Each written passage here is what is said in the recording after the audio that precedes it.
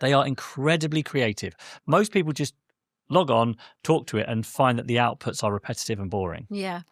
That is because they're not being creative in how they talk to it. These models are capable of a lot more than that if you push them and nudge them. There's an amazing example of this about how creative these models are from Wharton Business School. So for years, they've been running the same test, which is asking students to design a consumer product targeted at American students that costs less than $50. Okay. And then human judges, decide which ones are the best. So a couple of years ago, they added ChatGPT as a competitor in this. As judged by the human judges, all 10 of the best ideas were from ChatGPT. Wow. Now, if you're a person that can use it very creatively, that's your assistant now. This could be someone to help you to come up with ideas. I'm not a brilliant writer. I'm not very creative. I really struggle. I get blank page syndrome all the time. ChatGPT or Claude, which I prefer Claude to ChatGPT, helps me break writer's block. Yeah. It gives me ideas to how to start a subject matter off.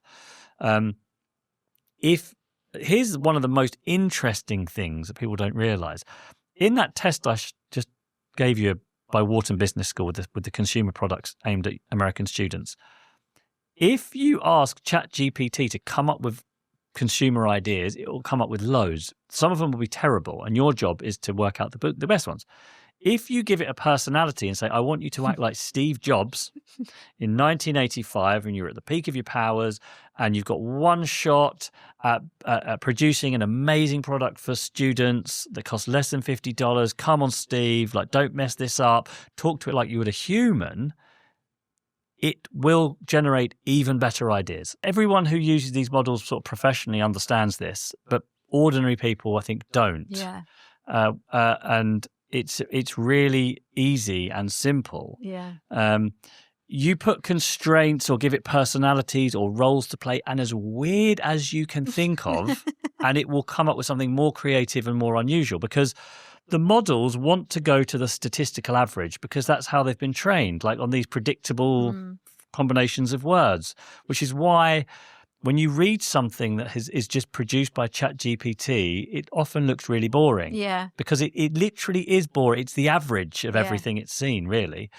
And when you give it constraints or give it a personality, think of it as like pushing it into another bit of its semantic world where all the words live, and it will do something more unusual. And I give the example of the paperclip test. It's an easy one for people to think of. How many uses can you come up with for a standard paperclip? It's a classic creativity test. Yeah. And you or me, we could probably come up with a dozen in 3 minutes. ChatGPT will come up with 50,000 and it will keep going. Mm-hmm.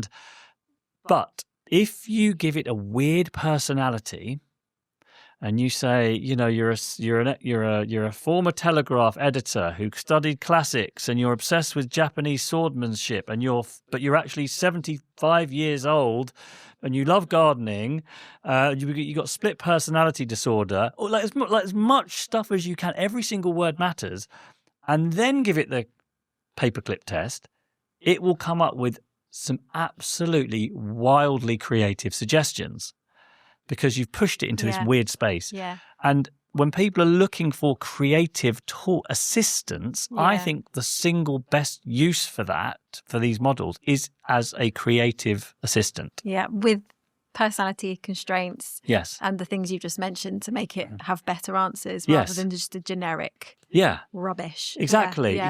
And it's people, I think, maybe still have in their mind, because it's been drummed into us, the model of a machine being really good at facts, but creativity is a human skill. Yeah. And I think it's increasingly obvious it's the opposite. Yes. These machines are very, very creative, but they're not actually always that good at facts. Yeah. So you flip your mental model of these things around and it's much more accurate.